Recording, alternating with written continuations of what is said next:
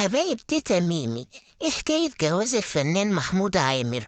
الفنان محمود عامر اتجوز للمرة التانية وعمره فوق ال68 سنة، وكان يوم جوازه موافق يوم عيد ميلاده، وعمل فرح في قاعة وعزم حبايبه، وكانت العروسة مبسوطة جدا وهو كمان كان فرحان خالص.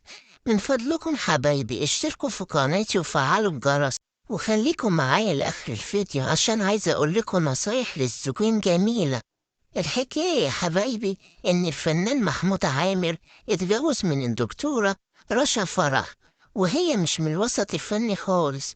وتاني يوم الفرح حط صورتين لي على صفحته على الفيسبوك، وكان معلق عليها وقايل: الحمد لله والشكر على نعم ربنا الكتيرة، عوض وترتيب ربنا فوق ما نتخيل، وبكرة أحلى، وبإذن الله الحب مفتاح الفرج، وبشر الصابرين. وحمد ربنا تاني وقال: الحمد لله والشكر لله على كل شيء. تم بالأمس عقد القران والزفاف على الدكتورة رشا فرح، وهو كان متجوز من الفنانة لاشينا لاشين، واتطلقوا السنة اللي فاتت بعد سنين كتير من الزواج. وعندهم بنت فنانة اسمها أميرة عامر، وهي مطربة صاعدة. والحكاية يا حبايبي إن لما نزل الصور بتاعته هو وعروسته الجديدة على صفحته، ناس كتير ردوا عليه بتعليقات مش لطيفة وتنمروا عليه. ولما شافوا العروسة أصغر منه بكتير، وهو كان زعلان على ردودهم عليه، وقال لهم: انتوا مالكم، دي ناس مريضة نفسيا، انا اتجوزت على سنة الله ورسوله. وزوجته السابقة الفنانة لاشينا لاشين، الست العاقلة الجميلة، طلعت وقالت: احنا منفصلين وهو ابو ولادي واتمنى له كل سعادة. والفنان محمود عامر هو أصلا من إسماعيلية، وعاش وتربى في الشرقية بعد العدوان الثلاثي، وشارك في مسلسلات جميلة في التمانينات زي رأفت الهجان وليالي الحلمية وأيام المنيرة وحاجات كتيرة تانية. وآخر أعماله شارك في مسلسل المداح مع حمادة هلال اللي كان معروض في رمضان السنة اللي فاتت. احنا كل شوية يا حبايبي بنشوف على السوشيال ميديا ان دول اتطلقوا، وبعد شوية يقولوا ان دول اتجوزوا. ويا ترى ايه السبب في الطلاق؟ ويا ترى ايه السبب في الجواز؟ وليه اتجوزت اصغر منها بكتير؟ وليه هو كمان اتجوز اكبر منه بكتير؟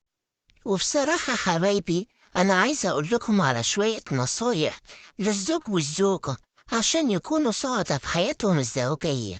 ونصيحتي الأولى للزوجات حبايبي: أول حاجة بقولك إن الزوجة الذكية هي اللي ما بتقفش قدام جوزها وهو غضبان، خليه يهدأ وبعد كده كلميه بطريقتك الحلوة. الراجل ما بيحبش الست العنادية، كوني دايما جميلة لزوجك مش للناس. ويا ريت حبيبتي تكوني بشوشة، الراجل ما بيحبش الست النكدية، وكلامك يكون بحكمة وبعقل.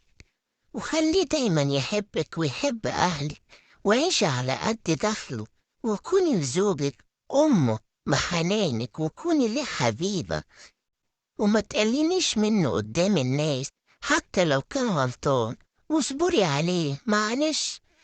وأهم حاجة اجعلي آيات الله تتردد في بيتك. وانت يا حبيبي الزوج، نصيحتي ليك وبقولك إن الاهتمام أهم من الحب. اهتم بيها واسمعها وشاركها بحياتها، وتقسم معاها مسؤوليتها، وكن ليها في حنان أبوها وأمان أخوها ووفاء حبيبها، وكن ليها راجلها اللي يحبها ويخاف عليها ويحميها.